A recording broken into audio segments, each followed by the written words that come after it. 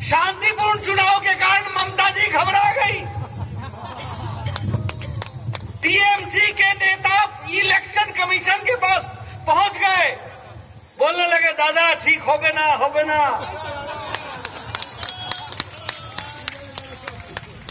भालो होगे ना, भालो होगे ना, खेला शेष हो गए थे, खेला शेष। अभी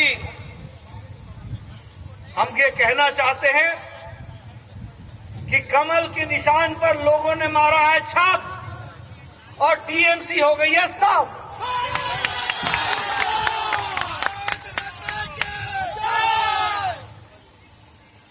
अब चुनाव के अंदर बड़ी बातें आती हैं और हमारे मीडिया वाले भी बहुत बहुत तरीके से चुनाव को रखने की कोशिश करते हैं।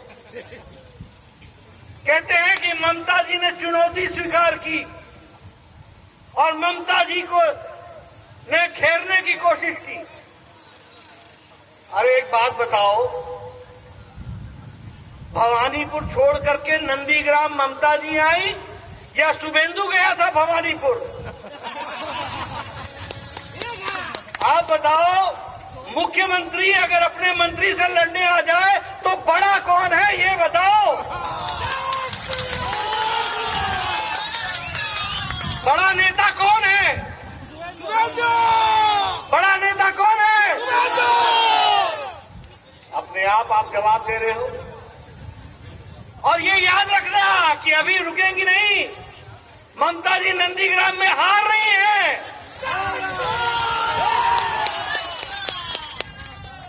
यह चुनाव अपने आप में बताता है कि चुनौती को स्वीकार तो शुभेंदु ने किया है, लड़ने तो ममता जी आई थी। और यह बात स्पष्ट है कि नंदीग्राम की जनता ने साफ संदेश देना है कि सारे बंगाल में टीएमसी साफ है और भारतीय जनता पार्टी खड़ी होगी। ये बात इसलिए मित्रों, हमको इन सारी बातों को ध्यान में रख करके यहां भी हमको तुषार भाई का ध्यान रखना है। जब हम तुषार भाई की बात करते हैं तो मैं यहां जब आया हूं तो मैं इसकी भी चर्चा करूंगा आपसे। यह इलाका जो जूट इंडस्ट्री के नाम से, जूट क्या व्यवसाय के नाम से जाना जाता है, ये इंडस्ट्रियल बेल्ट है। लेकिन यहां ममता जी के राज में 80 में से 60 में से 39 जूट की इंडस्ट्री बंद है। क्या मैं सच बोल रहा हूं? क्या मैं सच बोल रहा हूं? 10 साल राज किया, 60 में से 39 बंद। अब तो टीएमसी का भी खाता बंद, टीएमसी का भी खाता बंद। उसी तरीके से यहां के मजदूरों को कोई प्रोविडेंट फंड नहीं, कोई मिनिमम वेजेस की लागू नहीं किया गया। ये तो हमारी सरकार थी जिसने वीट के लिए जूट के बैग्स को परमिट किया, शुगर के लिए जूट के बैग को परमिट किया और कोशिश की कि जूट की बोरियों में यह पैकिंग हो ताकि यहां की इंडस्ट्री चल सके। इस तरीके का प्रयास हुआ। मित्रों, रिसरा की हेसिंग जूट इंडस्ट्री बंद हो गई, चापदानी की ब्रुक जूट इंडस्ट्री बंद हो गई और यहां सस्पेंशन हो गया काम का। लगभग 10,000 मजदूर बेरोजगार हो गए।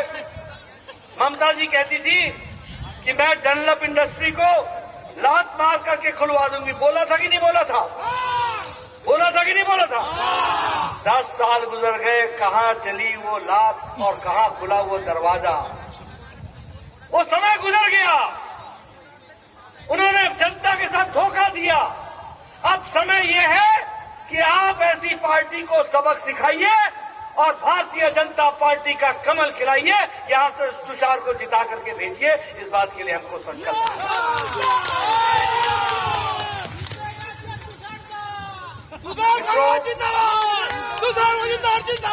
मित्रों, ममता जी आई थी तो चर्चा की थी मां, माटी, मानुष, मां का जो हाल किया वो तो आपने देखा ही। आदरणीय शोभा मजुमदार जी के साथ जो घटना घटी, अपने बच्चे को बचाने के लिए उनको जान गंवानी पड़ी और एक शब्द नहीं निकला टीएमसी से। ये माता की रक्षा हुई है क्या? जब मैं माटी की रक्षा कहता हूं तो क्या माटी की रक्षा की क्या? माटी के सपूतों की रक्षा की क्या? और जब मैं मानुष की बात करता हूं तो क्या यहां पर लॉ एंड ऑर्डर, क्या यहां पर राज्य में कानून ये चला क्या? भारतीय जनता पार्टी के 130 लोग मारे गए, 130 लोग। ये क्या है? मां माटी मानुष। इसके बदले ममता जी ने क्या पकड़ा? टोलाबाजी, कोटमनी, तुष्टीकरण, ये काम इन्होंने पकड़ा है। बताओ, इनको जवाब देने की जरूरी है कि नहीं है? तानाशाही को जवाब देना है कि नहीं है? तानाशाही को जवाब देना है कि नहीं? टोलाबाजी को जवाब देना है कि नहीं? मित्रों, हम लोगों को ये चुनाव इस संकल्प के साथ लड़ना है कि आने वाले समय में एक भ्रष्टाचार मुक्त बंगाल होगा, एक बढ़ता हुआ बंगाल होगा, एक विकास का बंगाल होगा, एक तानाशाही समाप्त होने वाला बंगाल होगा, एक टोलाबाजी को जड़ से समाप्त करने वाला बंगाल होगा। ऐसा बंगाल का हमको संकल्प है। अभी कहा गया, ममता जी आजकल कहती है कि हम गरीबों में अनाज देंगे, अनाज बांटेंगे। कहा कि नहीं कहा? कहा कि नहीं कहा चुनाव में? अरे जब मोदी जी ने कोरोना में 5 किलो चावल, 5 किलो गेहूं, 1 किलो दाल ये देने के लिए मार्च महीने से नवंबर महीने तक की बंगाल की व्यवस्था की, तो टीएमसी के कार्यकर्ताओं ने क्या किया? चोरी किया। क्या किया? चोरी किया। चाल चोर के, चाल चोर के। ये चावल चोरी करने वाले लोग आज अनाज बांटने चले हैं। ये लोग जो लोगों का हक छीनते थे वो आज हक दिलाने चले हैं। मित्रों, ये चुनाव में इन सारी बातों को हमको समझना हमारी आवश्यकता है, जिसको हमको ध्यान में रखना चाहिए।